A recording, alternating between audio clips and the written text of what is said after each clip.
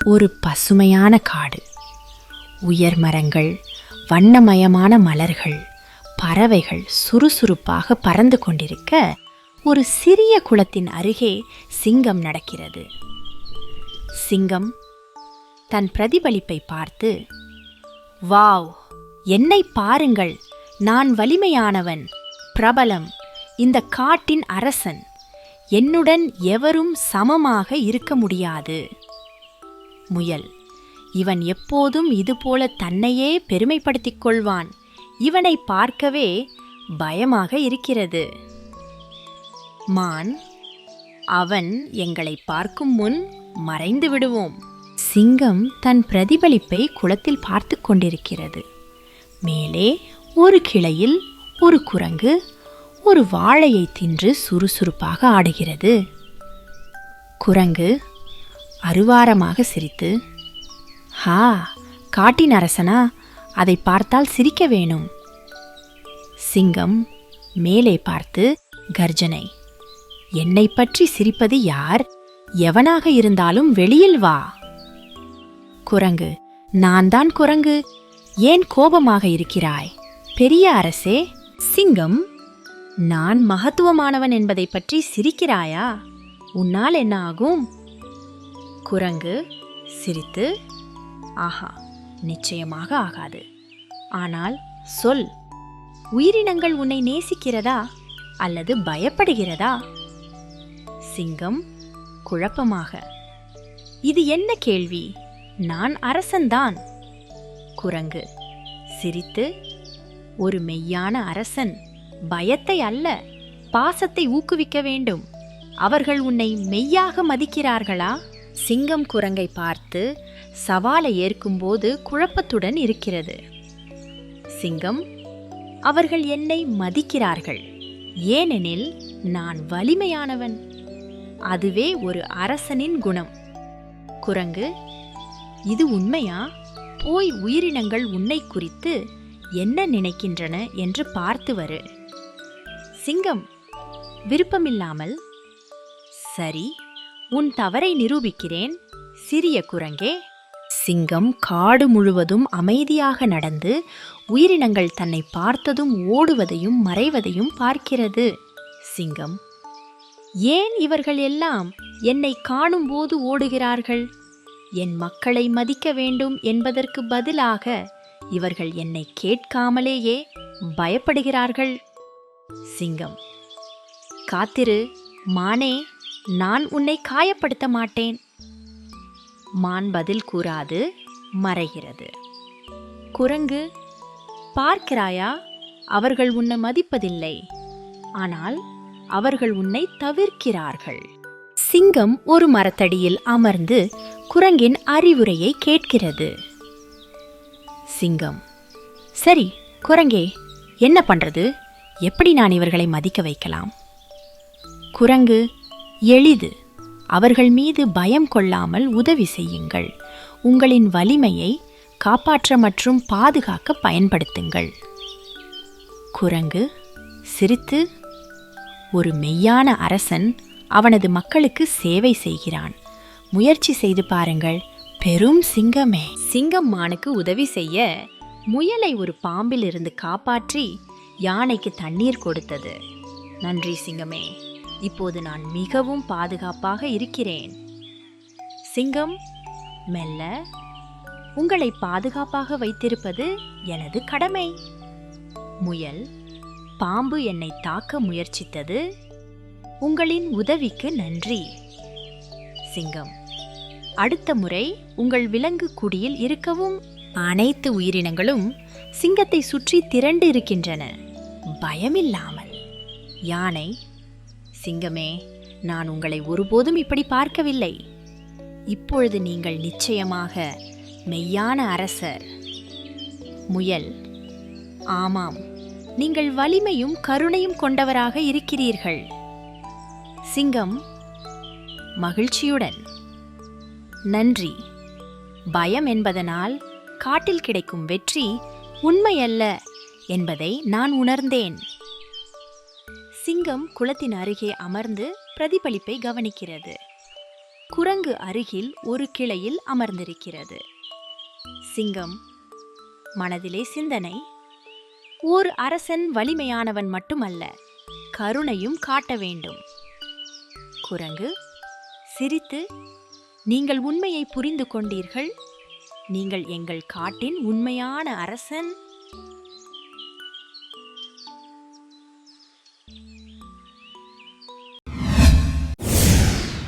வயதான சிங்கமும் சிங்கத்தோட கம்பீரத்தாலும் வீரத்தாலும் காட்டுல நடக்கிற சின்ன சின்ன சண்டை திருட்டு எல்லாத்தையும் சரி செஞ்சு நல்லபடியா ஆட்சி செஞ்சுச்சு.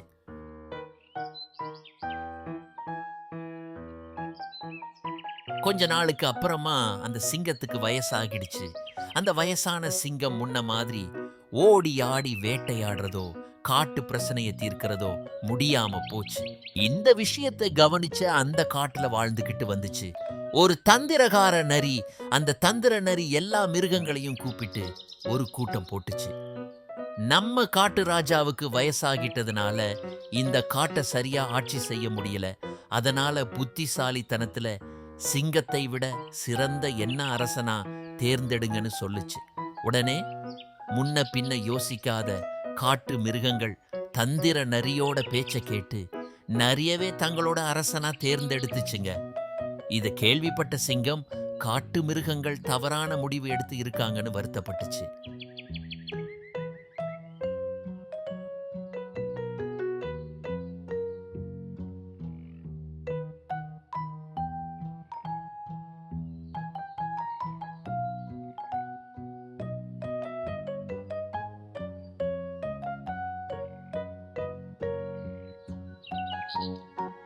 இத கேட்ட நரியும் ஓநாய் கூட்டத்துக்கிட்ட போய் சண்டைய நிறுத்த சொல்லுச்சு.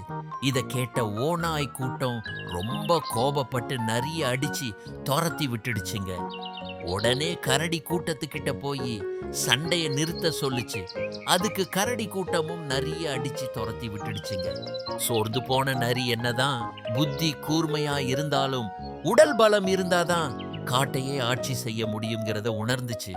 உடனே எல்லா காட்டு மிருகங்களையும் கூப்பிட்டு தன்னோட தோல்வியா ஒத்துக்கிட்டு காட்டு மிருகங்கள் கிட்ட மன்னிப்பு கேட்டுச்சு. இத கேட்ட காட்டு மிருகங்கள் எல்லாம் இப்ப என்ன செய்யறதுன்னு குழம்பி போயிடுச்சுங்க. உடனே சிங்கராஜா கிட்ட போய் முறையிட்டுச்சுங்க. காட்டு மிருகங்கள் எல்லாம் தன்னை சந்திக்க வந்ததை பார்த்த சிங்கம் நடந்த குழப்பங்க எல்லாத்தையும் தெரிஞ்சு ரொம்ப வருத்தப்பட்டுச்சு. உடனே அதுக்கு ஒரு யோசனை வந்துச்சு. பக்கத்து காட்டுல வாழ்ற தன்னோட தம்பி சிங்கத்தை இந்த காட்டுக்கு வர சொல்லி குரங்கு கிட்ட சொல்லி விட்டுச்சு.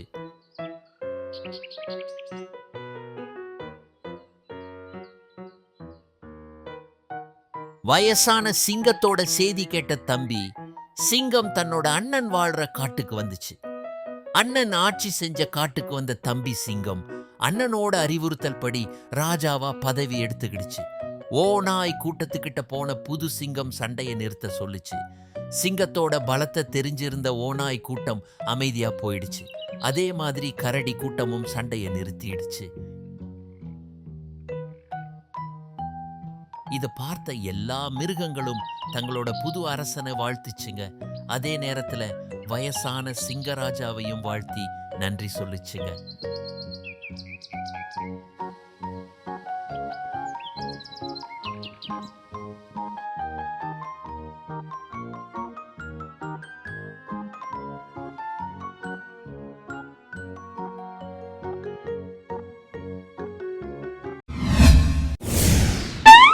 ஒரு அழகான குளம், அதுல ஒரு அழகான அம்மாவாத்து இருந்துச்சு.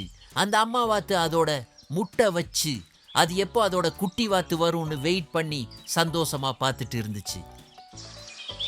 அதே குளத்துக்கு மேல ஒரு சேட்டை பண்ற குரங்கு ஒண்ணு இருந்துச்சு.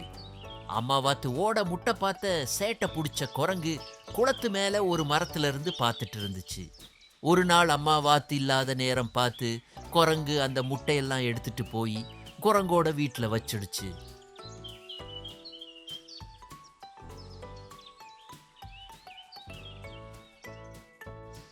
குரங்கு யோசிச்சு இனி இதோட அம்மா நான் தான், எனக்கும் குட்டிஸ் வந்துட்டாங்கன்னு சொல்லி சிரிச்சிட்டு சந்தோஷமா இருந்துச்சு.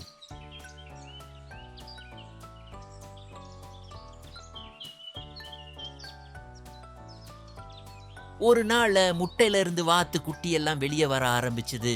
குரங்கு ஆச்சரியமா பார்த்துச்சு. முட்டையில இருந்து வெளியே வந்த குட்டி வாத்து எல்லாம் ஒரே குழப்பாம பார்த்துச்சு. என்ன நம்ம அம்மா நம்மள மாதிரி இல்லைன்னு. ஆனாலும் அம்மா அம்மான்னு குரங்க சுத்தி சந்தோஷமா விளையாண்டுச்சுங்க.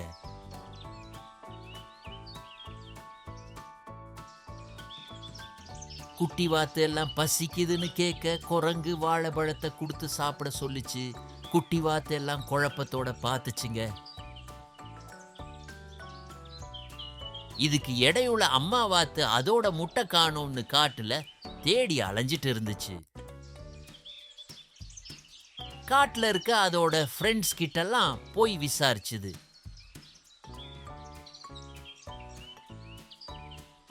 கடைசியா ஒரு வழியா குரங்கோட வீட்டுக்கு போச்சு. மரத்து மேல இருந்த குரங்க கூப்பிட்டு என் முட்டைய நீ எடுத்தியன்னு கேட்டுச்சு. மேல இருந்த குட்டி வாத்து எல்லாம் அம்மாவை பார்த்த உடனே அம்மா அம்மான்னு ஒரு சந்தோஷத்துல கத்துச்சுங்க. என்ன மன்னிச்சுடு வாத்து, பார்க்க அழகா இருந்துச்சேன்னு எடுத்துட்டு வந்துட்டேன்னு சொல்லி மன்னிப்பு கேட்டுச்சு குரங்கு. பரவாயில்ல, என்னோட குட்டி பத்திரமா பார்த்துக்கிட்டதுக்கு ரொம்ப நன்றின்னு சொல்லி ஒன்னா குட்டி வாத்தோட ஃப்ரெண்ட்ஸ் ஆகிட்டாங்க. நன்றி.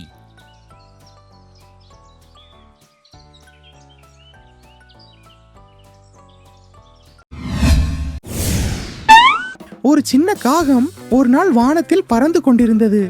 அப்போது அது தூரத்தில் மின்னும் வெள்ளை பொருளை கண்டு ஆச்சரியத்தில் கீழே இறங்கியது. அந்த பொருள் ஒரு அழகான வெள்ளி மோதிரம். காகம் மோதிரத்தை எடுத்து மகிழ்ந்தது. இதை எங்காவது ஒளித்து வைத்து பாதுகாத்து வைத்துக் கொள்வேன் என்று நினைத்தது. அந்த மோதிரத்தை உடனே ஒரு பெரிய மரத்தின் கூரையில் வைத்து மறைத்தது. சில நாட்களுக்கு பிறகு காகம் விளையாடும் போது ஒரு குட்டி பூனையும் அருகே வந்தது. பூனை காகத்திடம் கேட்டது, என் அன்பு நண்பரே, உன்னிடம் ஏதாவது புதுச்சு பொருள் இருக்கிறதா? காகம் பெருமையுடன் கூறியது, ஆமாம், ஒரு அழகான மோதிரம் கண்டுபிடித்திருக்கிறேன். பூனை ஆசையாக கேட்டது, அதை எனக்கு காட்ட முடியுமா? ஆனால் காகம் சிந்தித்தது, இதை நானே பாதுகாப்பாக வைத்திருக்க வேண்டும், இது என் பொக்கிஷம் என்று சொல்லி பூனையை மறுத்தது. சில நாட்களுக்கு பிறகு காகம் மோதிரத்தை மறைத்து வைத்த இடத்தில் போய் பார்த்தது. ஆனால் மோதிரம் காணவில்லை. அப்போது காகம் வெகு சோகமாக உணர்ந்தது. பூனை எங்கு இருக்கிறதோ என்று தேடிச் சென்றது. பூனை அருகில் இருந்த மரக்கிளையில் ஓய்வாக இருந்தது. காகம் கேட்டது, நான் ஒளித்து வைத்திருந்த மோதிரத்தை எடுத்து வைத்தாயா? பூனை சிரித்து, நான் எடுத்ததில்லை, ஆனால் அது அங்கு இல்லையா? பிறர் அதை எடுத்திருக்கலாம். உனக்கு ஒரு நல்ல பாடம், சொந்த பொருளை பாதுகாக்க அறிவோடு செயல்பட வேண்டும் என்று கூறியது. அதன் பிறகு காகம் எதையும் பாதுகாப்பாக வைக்க ஆரம்பித்தது. தன்னுடைய அறிவால் அது மற்றவனை நம்பாமல் செயல்பட கற்றுக்கொண்டது.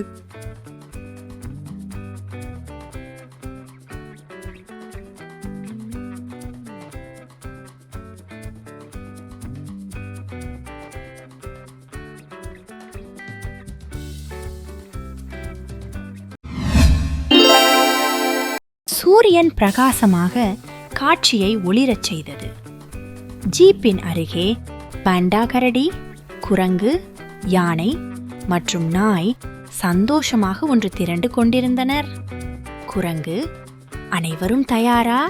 இன்று நகரம் பார்க்கப் போவது எப்படி இருக்குமோ? யானை, நான் ஆவலுடன் இருக்கிறேன். இதுவரை நான் நீண்ட பயணம் சென்று பார்ப்பது இதுதான். கரடி, முதலில் சுவையான உணவுகளை பார்க்க வேண்டும். நாய், நம்ம ஜீப்போட நகரத்தை அடைஞ்சிடலாம், எல்லாம் புதுசா இருக்கும். நகரத்தின் ஒளி, சத்தம் மற்றும் பேரதிர்ச்சியுடன் ஜீப் நகர்ந்து கொண்டிருந்தது. குரங்கு, நகரம் முழுக்க பரபரப்பு, எவ்வளவு வாகனங்கள். யானை, மிக அழகாக இருக்கு, ஒரு இடம் வாங்கி ஓய்வு எடுக்கலாமே. கரடி, நானும், எனக்கு சுவையான உணவுகளின் மனம் வந்துவிட்டது. நாய், நாக்கு சாப்பாடுதானே முதலில். அவர்கள் ஒரு சிறிய உணவு கடையில் அமர்ந்தனர். சுவையான பழங்கள், பருப்புகள் மற்றும் உணவுகள் மிதந்தன. குரங்கு, இதுவரை சுவைக்காத அளவுக்கு சுவையான பழங்கள். யானை, தண்ணீர் போல இதமான உணவு. சக்தி நிறைய வருகிறது. கரடி, அதிகம் சாப்பிடாதீங்க, நீண்ட பயணம் இருக்குது. நாய், சிறிது நேரம் தூங்கி விடலாமா? அவர்கள் ஒரு மரத்திற்குள் இருந்து மயக்கமடைந்த சுண்டெலி ஒன்றை கண்டனர். குரங்கு, அந்த மரத்துல சுண்டெலிதான் சிக்கி இருக்கிறது, நாம உதவணும். யானை, அதை நிம்மதியாக கீழே இறக்கணும், பயப்படாதே. கரடி, நீங்கள் பாதுகாப்பாக இருக்க நாங்கள் இருக்கிறோம். நாய், இருங்க, நம்மள நம்பு, உன்னை காப்பாற்றி விடுகிறோம். கட்டாயமாக சுண்டெலியை காப்பாற்றிய பின் காட்டு வழியாக நண்பர்கள் திரும்பினர். குரங்கு, இந்த காடு அழகாக இருக்கிறது, இன்னும் ஒரு நாள் ஆற்றலாக இருக்கலாமே. யானை, மழையும் காற்றும் சக்தி தந்தது.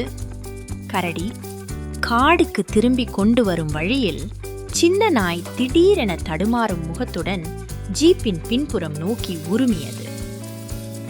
யானை தனது தும்பிக்கையால் அந்த இடத்தை ஒட்டியபோது பண்டாவின் பையை காணவில்லை. குரங்கு உரக்க கத்தி, பை இல்லை என்றது. குழப்பம் மற்றும் கவலை கலந்தபடியே அனைவரும் பையை மறந்துவிட்டனர் என்று உணர்ந்தனர். அவர்கள் உடனே ஜீப்பை திருப்பி நகரை நோக்கி பையில் திரும்ப முடிவு செய்தனர். நகரில் வந்ததும் அனைத்து நண்பர்களும் தனித்தனியாக பையை தேடத் தொடங்கினர். பண்டா, கரடி மற்றும் நாய் பூங்காவில் இருந்த மரங்களை விரித்து தேடினார்கள். குரங்கு தண்ணீர் குளம் அருகே ஏறி நிற்கும் மரத்தில் இருந்து தூரத்தில் பார்வையிட்டு அங்கே என சத்தமிட்டது. யானை தும்பிக்கையை தூக்கி சுவாரஸ்யமாக பல பொருட்களையும் பார்த்தது. சலசலப்புள்ள தெருவில் ஒவ்வொருவரும் தனக்கு தெரிந்த வழிகளில் எங்கு பையை விட்டார்களோ என்று மனதில் நினைத்து தேடினார்கள். நிறைய தேடிய பின் குரங்கு பையை பார்த்தது. நகரத்தின் தெருவோர கடைமேஜையின் கீழ் மறைந்திருந்த பையை கண்டு அதிர்ச்சியுடன் குரங்கு கத்தியது. கிடைத்துவிட்டது! கரடி மற்றும் நாய் மகிழ்ச்சியாக ஓடி வந்தனர். யானை தனது தும்பிக்கையால் பையை எடுத்து ஜீப்பில் வைத்தது. நாய் தனது வால் ஆடியது. குரங்கு மகிழ்ச்சியுடன் குதித்தது. யானை தும்பிக்கையை தூக்கி த்ரில்லான த்ரூம்பெட் கொடுத்தது.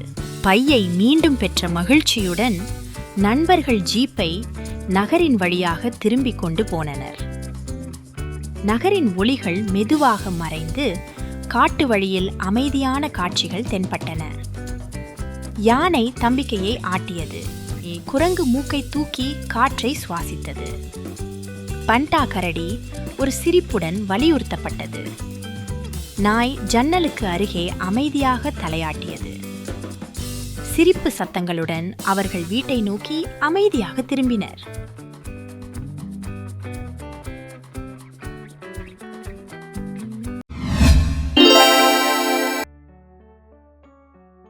ஒரு பசுமையான கிராமம்.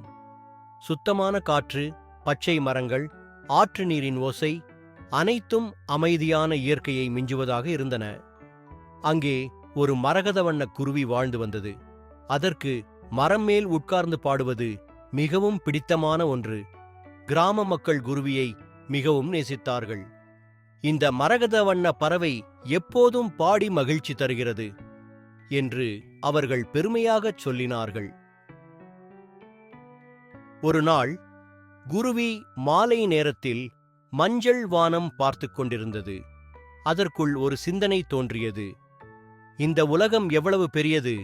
கிராமத்தை மட்டும் பார்க்காமல் மற்ற இடங்களையும் பார்த்து வர வேண்டும் என்று அதுவே முடிவு செய்தது. குருவியின் முடிவை கிராம மக்கள் அறிந்ததும் அதனை சூழ்ந்து நிற்கின்றனர். உனக்கு விருப்பமா? போகலாம். ஆனால் வெளி உலகம் எளிதானதில்லை. எங்களிடம் திரும்பி வர வேண்டும் என்றால் எப்போதும் இந்த கிராமமே உன் வீடாக இருக்கும் என்று மகிழ்ச்சியுடன் அவர்கள் கூறினர்.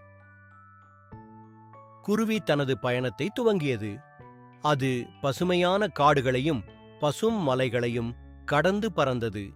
தண்ணீரின் ஒலியும் காற்றின் சுவாசமும் குருவியின் மனதை மகிழ்ச்சியடைய வைத்தன. இந்த உலகம் எவ்வளவு அழகானது என்று அது அவற்றைக் கண்டு மகிழ்ந்தது. பெரிய நகரத்திற்கு குருவி வந்தது. ஆனால் நகரம் முழுவதும் சிமெண்ட் கட்டடங்களும் புகையாலும் நிரம்பியிருந்தது. இங்கு மரங்களும் பச்சைகளும் எங்கும் காணோம் என்று குருவி கவலையடைந்தது. மக்கள் அனைவரும் தங்கள் வேலைக்கே முக்கியத்துவம் கொடுத்தனர். குருவியை யாரும் கவனிக்கவில்லை. நகரத்தில் உணவுக்காக குருவி ஒரே இடத்தில் சுதாரித்தது. குப்பை மேடுகள், தரைச்சதைகள், ரிப்புப்பட்ட சுவர்களைத் தவிர அழகாக இருந்த எதுவும் இல்லாமல் அது உணவிற்கு தேடி அலைந்தது. இங்கு வாழ முடியாது, எங்கும் சுகமும் அமைதியும் இல்லை என்று அதுவே சொல்லிக் கொண்டது. ஒரு இரவின் போது குருவி ஒரு அடுக்குமாடி கட்டடத்தின் மேலிருக்கும் கண்ணாடி பாறையில் அமர்ந்தது. முழு நகரத்தின் ஒளி மின்னியது. ஆனால் அதில் குளிர்ந்த தனிமையை மட்டுமே குருவி உணர்ந்தது. நான் என் கிராமத்தை விட்டு புறப்பட்டு ஒரு தவறு செய்தேன் என்று அதற்கு உணர்ச்சி மூழ்கியது. காலை நேரத்தில் சூரியன் உதிக்க ஆரம்பித்தது. அந்த நேரத்தில் குருவி தன் கிராமத்தை திரும்பி செல்ல முடிவு செய்தது. என் மகிழ்ச்சியும் அமைதியும் என் கிராமத்திலேயே இருக்கிறது என்று அது உறுதியுடன் பறக்கத் தொடங்கியது. குருவி கிராமத்துக்கு திரும்பியது. அதை பார்த்த கிராம மக்கள் மிகவும் மகிழ்ச்சியாக வரவேற்றனர். குழந்தைகள் சிரித்துக்கொண்டும் மகிழ்ந்து கொண்டு குருவியை சுற்றி கொண்டனர். நாங்கள் உன்னை மிகவும் பிரிந்துவிட்டோம் என்று அவர்கள் சொன்னார்கள். குருவி மகிழ்ச்சியுடன் மீண்டும் தனது பழைய வாழ்வைத் தொடங்கியது. மாலை நேரத்தில் பச்சை மரத்தின் மீது அமர்ந்து குருவி தனது அனுபவங்களை மக்களுடன் பகிர்ந்து கொண்டது. வாழ்க்கையில் சுதந்திரம் முக்கியம், ஆனால் அமைதியும் அன்பும் நிறைந்த இடம்தான் உண்மையான வீடு என்று அது அறிவுரை வழங்கியது. அந்த குருவியின் கதையை கேட்ட மக்கள் எல்லோரும் அதன் அறிவுறுத்தலை புரிந்து கொண்டனர்.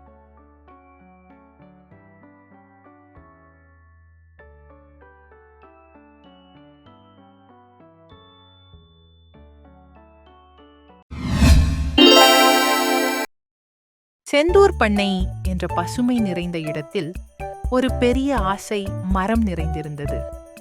அந்த மரம் அனைத்து பண்ணை விலங்குகளுக்கும் ஷெட் அளித்து பழங்களும் நிழலும் கொடுத்து தங்கள் வாழ்வின் முக்கிய அங்கமாக இருந்தது. ஒரு நாள் மரம் திடீரென வாடத் தொடங்கியது.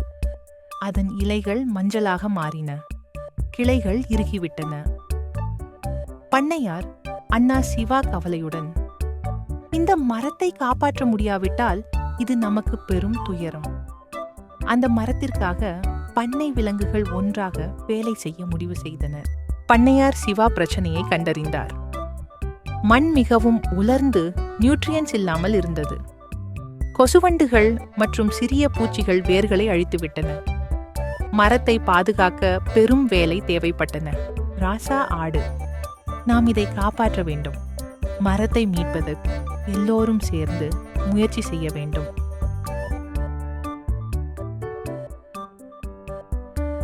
ராஜா பன்றிகள் மரத்தின் அடிவரையை தோண்டி மண் மெல்லியதாக்கின. பாப்பா கோழி பழுப்பி இறந்த இலைகளை மண் மேலே பரப்பின. காளை மற்றும் குதிரை பண்ணை உரத்தை மரத்தின் வேர்களுக்கு கொண்டு சென்றனர்.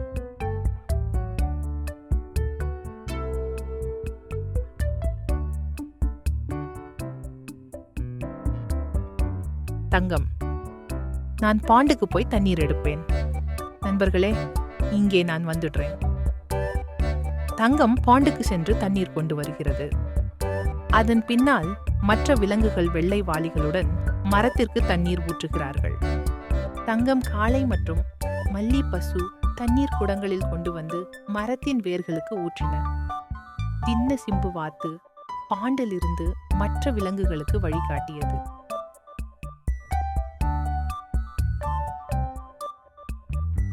பூச்சிகளை அகற்றுதல் கிளிக்குழு மற்றும் காக்கைகள் மரத்தின் கிளைகளில் இருந்த பூச்சிகளை தின்றன. சீனு சிட்டுக்குருவி மற்றும் அவரது நண்பர்கள் வேர்களில் இருந்து பூச்சிகளை குறுத்து பிடித்தனர்.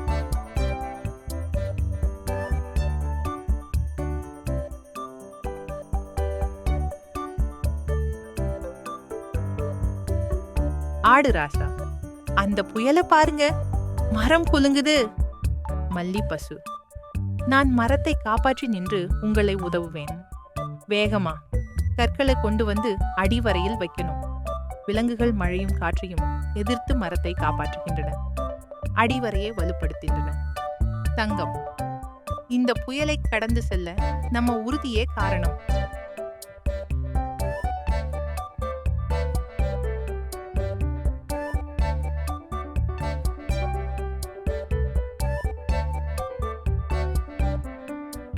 விலங்குகள் ஒவ்வொரு நாளும் மரத்தை பாதுகாத்துக் கொண்டனர். வானத்தின் மழை மீண்டும் தோட்டத்தில் பொழிந்து பசுமை நிலவியது. மகிழ்ச்சியுடன் ஒரு சில நாட்களில் மரம் மீண்டும் பசுமையாக மலர்ந்தது. அதன் பழங்களும் நிழலும் மீண்டும் விலங்குகளுக்கு ஆரோக்கியத்தை அளித்தன. சிவா பண்ணையார், இந்த மரம் வெறும் மரம் அல்ல, அது நம் ஒற்றுமை மற்றும் அன்பின் அடையாளம்.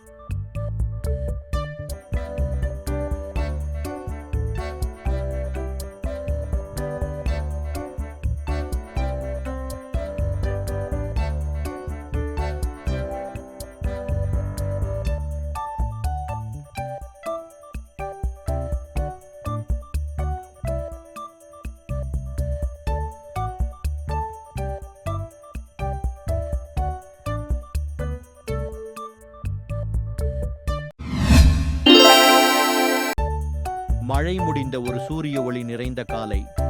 பண்ணை மண் ஈரமாக சூரிய ஒளியில் ஒளிரும் குளங்களை கொண்டுள்ளது. சேவல் குதிரைக்கூடு அருகில் நிற்கிறது, சங்கடமாக கத்துகிறதோடு மாடு அமைதியாக மேய்கிறது. தக்காளி பாதையை ஆராய சுறுசுறுப்பாக விருப்பமாக நிற்கிறது. வெண்டை ஆர்வத்துடன் பக்கம் பக்கமாக பாய்கிறது.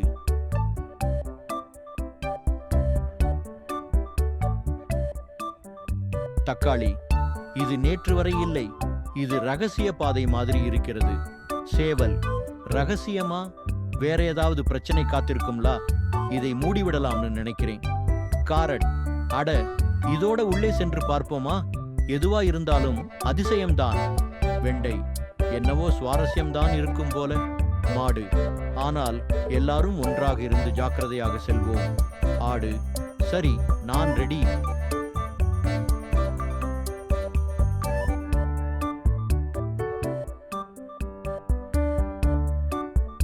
குழுவினர் அந்த ரகசிய பாதையில் நுழைகின்றனர். பாதை மிகவும் இருண்டதாகவும் ஈரமானதாகவும் உள்ளது. சுவர்களில் பச்சை பசும்பூச்சிகள் ஒளிர்ந்து ஒரு மெல்லிய நீல ஒளியை பரப்புகின்றன. தரை அனீவன் மற்றும் சில இடங்களில் சிறிய குளங்களால் நிரம்பியுள்ளது. தண்ணீர் சொட்டும் ஒலி அந்த இடத்தில் மெல்லிய இசையை உருவாக்குகிறது. தக்காளி முன்னணியில் நடந்து கண்ணின் முன்னால் எல்லாவற்றையும் ஆராய்கிறது. இது எந்த மாதிரி இடம்? இதுவரை நான் இதுபோல எதையும் பார்த்ததில்லை. சேவல் மெல்லிசையாக சுவர்களை நோக்கி நடக்கிறது. நம்ம பண்ணைதான், ஆனால் இதோட ரகசியம் என்ன? யாராவது இதை நமக்குள் மறைத்து விட்டதாக தோன்றுகிறது. வெண்டை துள்ளலாக சென்று ஒளிரும் பூச்சிகளை ஆராய்கிறது. பாருங்க, இதெல்லாம் எவ்வளவு அழகா இருக்கு. இவை நம்ம வீதி விளக்கங்களை மாதிரி இருக்கு. ஆடு சுவர்களின் சிறிய துளைகளுக்குள் மேய்ந்து பார்த்து தனது விளையாட்டுகளை தொடர்கிறது. இந்த இடம் மறைவானது. இங்கிருக்கும் விஷயங்கள் புதுசாகவே இருக்கிறது. சுரங்கத்தின் ஒரு பகுதியில் குழு ஒன்று பெரிய ஆழமான குழியை சந்திக்கிறது. அதன் நடுவே ஒரு விழுந்த மரம் கிடக்கிறது. குழுவினர் அதை பயன்படுத்தி எதிர்ப்பக்கம் செல்ல வேண்டும். தக்காளி அருகில் நின்று அந்த மரத்தை ஆய்வு செய்தது. இந்த மரம் நம் அனைவரையும் தாங்குமா? முதலில் சரி பார்த்து நடக்கணும். சேவல் மரத்தை நோக்கி சங்கடமாக தலையசைத்தது. நான் இதை கடக்க தயங்குகிறேன். இந்த மரம் உடைந்து போக வாய்ப்பு இருக்கிறது. வெண்டை துள்ளி குதித்து ஒரு கல் மீது நிற்கிறது. நமக்கு இதே வழி. எல்லாரும் சேர்ந்து செல்வோம். பயப்பட தேவையில்லை.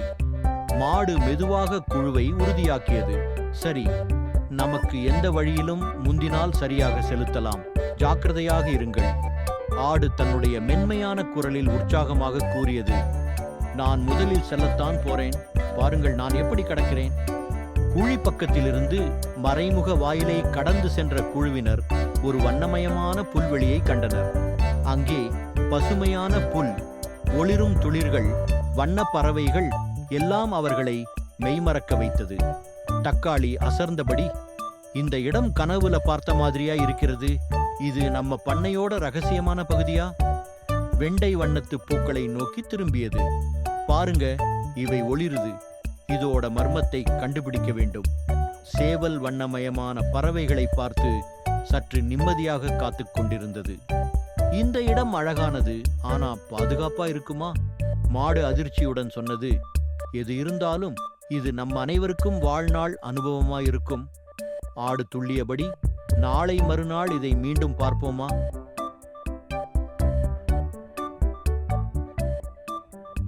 புல்வெளியில் ஒரு சிறிய காலம் கழித்த பிறகு குழுவினர் பண்ணைக்கு திரும்பும் பாதையை தேடி மகிழ்ச்சியுடன் பயணித்தனர். அந்த அனுபவம் அவர்களை மறுநாளின் சவால்களுக்கு உற்சாகமாக மாற்றியது. தக்காளி: இந்த அனுபவத்தை நான் மறக்கவே மாட்டேன். இதுபோல் மேலும் இடங்களை நம்மை தேட வேண்டும்.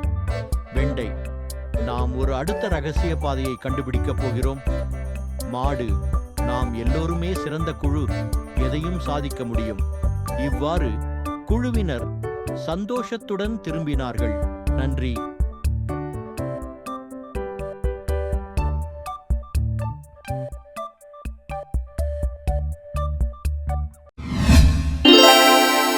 ஒரு பெரிய குளத்தின் ஓரத்தில் பல வாத்துகள் மகிழ்ச்சியாக வாழ்ந்தன.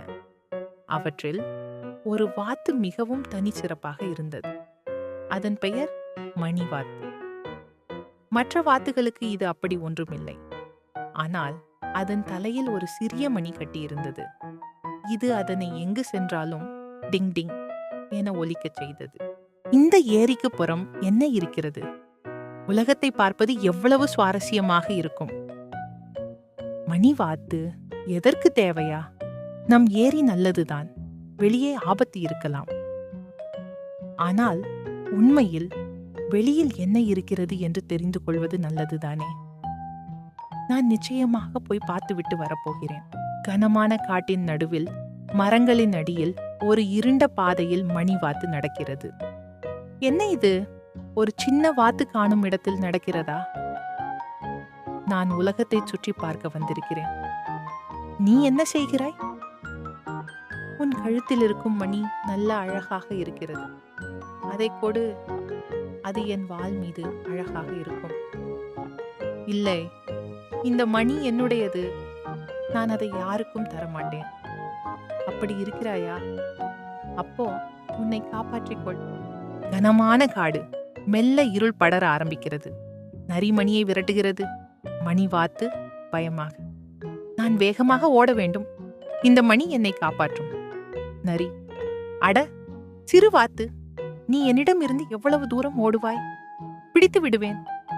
மணிவாத்து: நீ முடியாது. நான் இதுவரை என் மணியால் பாதுகாப்பாக இருக்கிறேன்.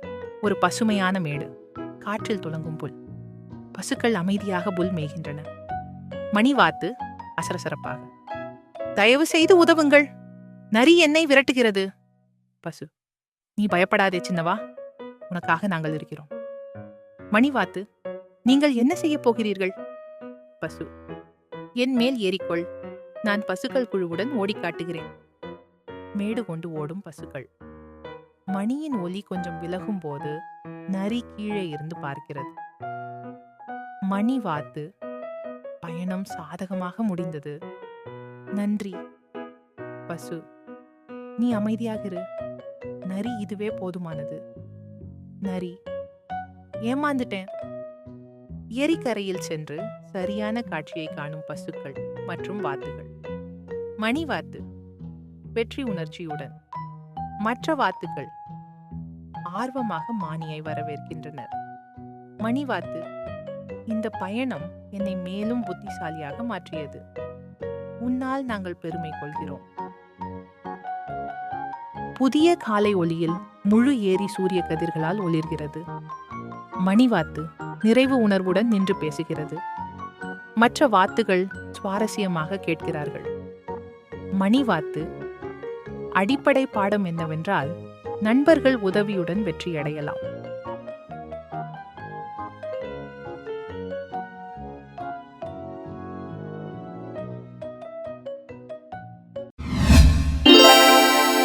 காடு உயிர் கொண்டு கலைக்கிறது. பறவைகள் கீச்சிடுகின்றன. இலைகள் சலசலக்கின்றன. சூரியன் உயர்ந்த மரங்கள் வழியாக ஒளிரும். நடுவில் ஒரு மரக்கூற்று பறவை மரத்தின் மேடையில் அசையாமல் இருக்கிறது. செழித்த காட்டில் ஒரு குழுமமான மரங்கள் மெதுவாக காற்றில் அசைந்தன. உண்மையான கூற்று பறவைகள் மரங்களுக்கு இடையில் பறந்து மரத்தின் தோலை தட்டி கொண்டு கீச்சிடுகின்றன. அவற்றில் ஒன்று அந்த மரக்கூற்றை பறவையை கவனித்து அருகில் இறங்குகிறது. சூரியன் மரங்களின் மேல் ஒளி வீசுகிறது. காற்றின் சலசலப்பு அசைவில்லாத மரக்கூற்று பறவையின் சுற்றிலும் அமைதியாக இருக்கிறது. தொலைவில் உண்மையான கூற்று பறவைகள் கீச்சிடுகின்றன. சில பறவைகள் மரக்கூற்றை பறவையை கவனித்து அருகே வந்து கொடுக்கின்றன. முதல் கூற்று பறவை கேலியாக சிரித்து, இது நமக்கு போல மரங்களை தட்டுவதற்கு தெரிந்தே கற்றுக்கொள்ளவில்லை போலிருக்கு. மூன்றாவது கூற்று பறவை அருகே பறந்து வந்து மரக்கூற்றை பறவையை கூர்ந்து பார்க்கிறது. மூன்றாம் கூற்று பறவை, இதை நமக்கு உதவுவதற்கு ஒரே காரணத்திற்காக வைத்திருக்கிறார்களா, இல்லையா? அவைகளின் குரலால் கூட அருகே இருந்த மரங்கள் மெதுவாக அசைகின்றன. மரக்கூற்று பறவையோ அமைதியாகவும் அசையாமலும் தான் இருக்கிறது. காடு மெதுவாக அமைதியடைகிறது. சூரியன் மரக்கிளைகளின் இடைவெளியில் ஒளிர்ந்து மண்ணில் தங்க நிறமான ஒளிச்சாயல்கள் ஏற்படுகின்றன. கூற்றுப்பறவைகள் செய்யும் கேலி சொற்கள் மங்கிவிட உயர்ந்த மற்றும் பழமையான மரங்கள் மெதுவாக காற்றில் ஆடுகின்றன. அவற்றின் தீவிரமான ஆனால் நிதானமான குரல் காடெல்லாம் முழங்குகிறது. பழமையான மரம் அமைதியான உறுதியுடன், குழந்தைகளே, அமைதியாக இருங்கள். இந்த உலகில் உள்ள எல்லாமே உங்கள் எதிர்பார்ப்புகளுக்கு ஏற்ப நடக்க வேண்டியதில்லை. கூற்று பறவைகள் தங்கள் கேலியை நிறுத்தி மரங்களை பின் பார்த்து ஆச்சரியமாக பார்க்கின்றன. இன்னொரு மரம் வயதில் இளமையானதாக இருந்தாலும் அறிவில் நிறைந்தது பேசத் தொடங்குகிறது. இரண்டாம் மரம் மெதுவாகவும் தெளிவாகவும். இந்த மரக்கூற்று பறவைக்கும் ஒரு நோக்கம் உள்ளது. இது தட்டவோ கீச்சிடவோ இல்லை, ஆனால் இது மனிதர்கள் இந்த காட்டை காப்பாற்றுவதற்காக எடுத்துக்கொண்ட பயனுள்ள முயற்சியை நினைவூட்டுகிறது. கூற்று பறவைகள் ஒருவரையொருவர் பார்த்து கொண்டன. அவற்றின் கேலியான முகபாவனைகள் மாறி ஆழ்ந்த சிந்தனையை வெளிப்படுத்தின. முதல் கூற்று பறவை மெல்லிய குரலில், காடை காப்பாற்றுகிறார்களா? எப்படி? பழமையான மரம் மெதுவாக ஆடுகிறது. அதன் இலைகள் மிதமான காற்றில் ஒளிர அது தனக்கே உரிய ஞானத்தை வெளிப்படுத்துகிறது. இந்த மரக்கூற்று பறவை மனிதர்களால் உருவாக்கப்பட்டது. இது நம்மை காயப்படுத்த மாட்டாது. மாறாக இது ஒரு பொருள் படித்த நினைவு சின்னமாக நிற்கிறது. நீங்கள் உணவிற்காக மரங்களை தட்டும் போதும் குயிலில் கூடுகளை அமைப்பதிலும் இந்த மரக்கூற்று பறவை ஒற்றுமையையும் வாழ்க்கையின் இணைந்த தன்மையையும் எடுத்துக்காட்டுகிறது. கூற்று பறவைகள் மெதுவாக தலையசிக்கின்றன. அவற்றின் இறக்கைகள் மெதுவாக ஆடி அவை மரங்களின் அறிவுரையை கேட்டதில் இருந்து ஆழ்ந்த புரிதலை காண்கின்றன. காடு ஒரு புதிய ஒற்றுமையை சுவாசிப்பதைப் போல சலசலக்கிறது. கூற்று பறவைகள் நிதானமாக தலையசிக்கின்றன. அவற்றின் இறக்கைகள் மெதுவாக துடிக்கின்றன. மரக்கூற்றை பறவையை புதிய மரியாதையுடன் பார்க்கின்றன. அது இனி ஒரு கேலிக்குரிய பொருளாக இல்லை, அதன் அர்த்தத்தை புரிந்து கொண்டுள்ளனர். இரண்டாம் கூற்று பறவை முகத்தில் ஆழ்ந்த மனமார்ந்த உணர்ச்சியுடன், நாங்கள் இதனை இதுபோல நினைக்கவே இல்லை, எங்களுக்கு இது உணர்த்தியதற்கு நன்றி. மரங்கள் மெதுவாக ஆடுகின்றன. அவற்றின் இலைகள் சூரிய ஒளியில் பொற்குமிழ்கள் போல மினுங்குகின்றன. காற்றின் ஒலியும் மரங்களின் அசைவும் ஒற்றுமையின் நிச்சயத்தை வெளியிடுகின்றன. அந்த நாளிலிருந்து கூற்று பறவைகள் மரக்கூற்று பறவையை மதிக்க ஆரம்பித்தன. மரங்கள் பெருமையாகவும் அமைதியாகவும் நின்றன. தங்களை ஒரு சமநிலையான மற்றும் ஒற்றுமையான காடின் அங்கமாக உணர்ந்து கொண்டன.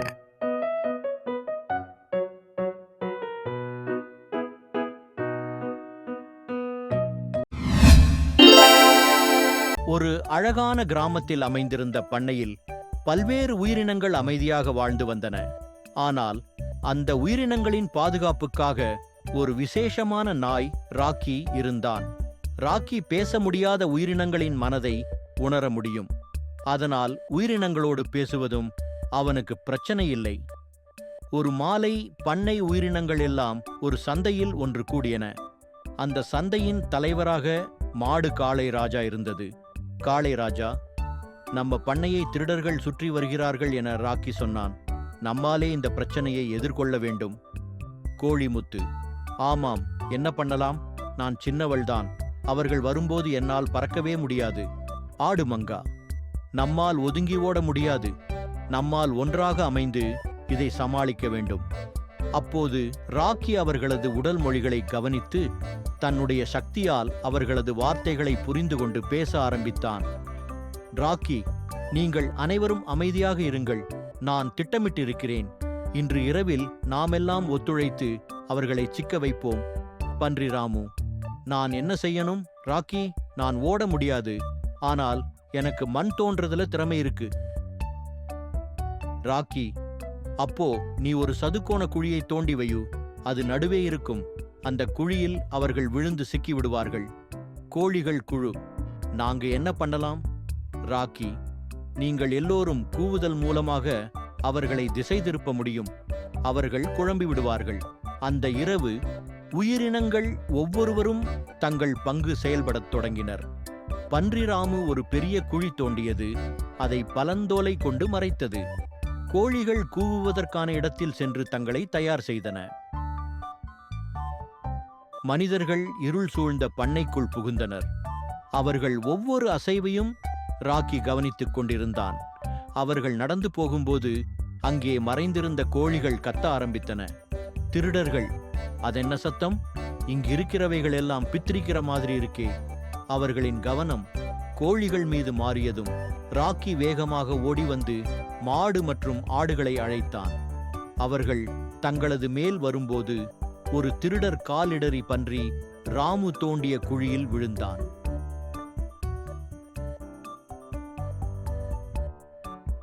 திருடர்கள்: இது என்ன நாய்? இது சாதாரண நாயா? இதற்கு எப்படித்தான் இத்தனை யோசனை?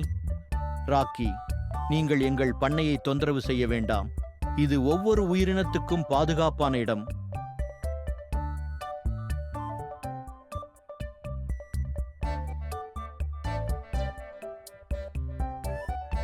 அந்த நாளுக்குப் பிறகு திருடர்கள் பண்ணைக்கு வரவே முயலவில்லை. அனைவரும் ராக்கியின் திட்டம் மற்றும் ஒத்துழைப்புக்காக அவருக்கு நன்றி கூறினர். காளை ராஜா: நீ மட்டுமல்ல ராக்கி, நம்ம எல்லாரும் இணைந்து செயல்பட்டதுதான் முக்கியம். பன்றி ராமு: இதில் எனக்கும் பங்கு இருந்தது. நான் தோண்டிய குழிதான் அவங்களை சிக்க வைத்தது. கோழிமுத்து: நாமெல்லாம் ராக்கி அண்ணாவைப் போல் தைரியமாக இருக்க வேண்டும். அந்த நாள் முதல் பண்ணை உயிரினங்கள் ஒன்றிணைந்து செயல்பட கற்றுக்கொண்டன. ஒவ்வொரு நாளும் நண்பர்களாகவும் குடும்பமாகவும் வாழ்ந்தன.